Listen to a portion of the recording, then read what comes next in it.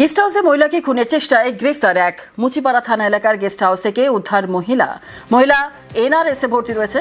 26শে December স্বামী স্ত্রী পরিচয় গেস্ট হাউসে। গতকাল গেস্ট হাউসের ঘরে ধস্তাধস্তি।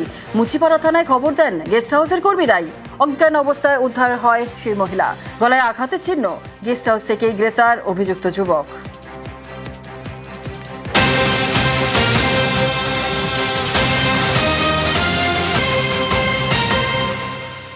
চোখ রাখবো একটি পথ দুর্ঘটনার খবরের দিকে। মেলা থেকে ফেরার পথে দুর্ঘটনায় মৃত্যু। উত্তর 24 পরগনার অশোকনগরে এই দুর্ঘটনা অত্যন্ত মর্মান্তিক খবর। আরও একবার আপনাদের জানাই, মেলা থেকে ফেরার পথে দুর্ঘটনায় মৃত্যু। উত্তর 24 পরগনার অশোকনগরে এই দুর্ঘটনাটি ঘটেছে। অশোকনগরের খোসদেলপুরে এই দুর্ঘটনা ঘটে। দুর্ঘটনায় মৃত্যু। জিয়াউল রয়েছে, আরো বিস্তারিত জানাবে। জিয়াউল, অত্যন্ত মর্মান্তিক খবর। কখন এই ঘটনা ঘটলো? যিনি মারা গিয়েছেন, কি তার পরিচয়, কি জানা যাচ্ছে?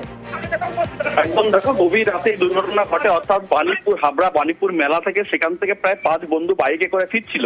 হঠাৎই সেখান থেকে খোসদেলপুর টাকি রোডের খোসদেলপুরে সেখানে নিয়ন্ত্রণ হারিয়ে একেবারে সরাসরি সেই বাইকটি দ্রুত গতিতে যাচ্ছিল এমনটা প্রত্যক্ষদর্শীরা জানাচ্ছে। এবং সেখানে গিয়ে ইলেকট্রিক পোস্টে ধাক্কা লাগে এবং ঘটনাস্থলে মৃত্যু হয়। ফলে এলাকা মানুষের একটা উত্তেজনা পরিবেশ তৈরি হয়। তার কারণ এই জায়গায় একাধিক গত মাসে প্রায় 8 থেকে 10টি অ্যাক্সিডেন্ট হয়, এমনটাও কিন্তু এলাকার মানুষ জানাচ্ছেন।